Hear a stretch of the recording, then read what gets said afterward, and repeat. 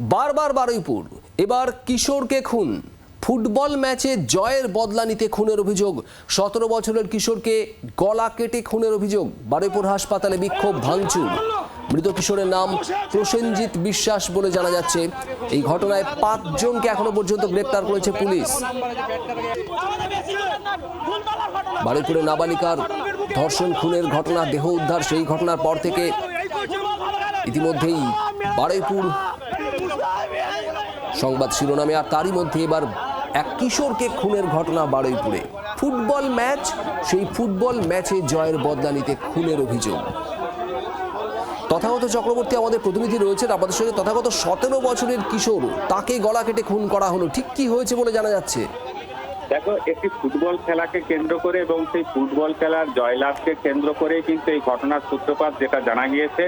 এবং গতকাল সন্ধ্যেবেলায় সেই ঘটনা ঘটে এবং এই বিবাদ চলাকালীন আচমকায় ধারালো অস্ত্র দিয়ে প্রসেনজিৎ নামে এক কিশোরের উপর হামলা চালানো হয় এবং ঘটনাস্থলে তাকে ক্ষতবিক্ষত হয়েছে এবং তাকে উদ্ধার করে, যারা আহত করেছিল তারাই তাকে উদ্ধার করে বারুইপুর মহকুমা হাসপাতালে নিয়ে আসেন এবং তার চিকিৎসা শুরু হলে তাকে কিন্তু মৃত বলে ঘোষণা করেন চিকিৎসকরা। এই ঘটনা যখন ছড়িয়ে পড়ে সেই সময় কিন্তু এলাকায় উত্তেজনা পরিস্থিতি তৈরি হয়। আতঙ্কে হাসপাতালের মধ্যেই একটি কিয়স্কের মধ্যে যারা অভিযুক্ত তারা লুকিয়ে পড়ে এবং এই ঘটনাকে কেন্দ্র করে হাসপাতালে উত্তেজনা শুরু হয়, ভাঙচুর শুরু হয়। খবর পেয়ে ঘটনাস্থলে পৌঁছায় বারুইপুর থানার বিশাল পুলিশ বাহিনী। পুলিশ গিয়ে পরিস্থিতি নিয়ন্ত্রণে আনতে চাইলে উত্তেজনা আরো বাড়ে। প্রতিবাদে মধ্যরাত পর্যন্ত এবং তারও বেশি সময় রাস্তা অবরোধে নামেন স্থানীয় বাসিন্দারা এবং মৃত যুবকের আত্মীয়রা।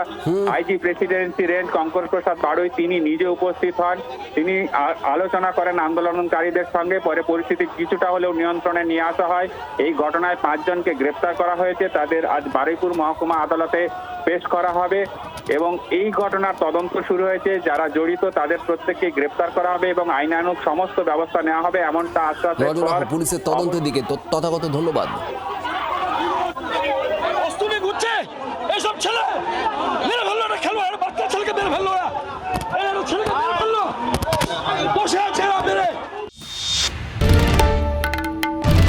বাংলার আওয়াজ, বাঙালির আবেগ, জি 24 ঘন্টা।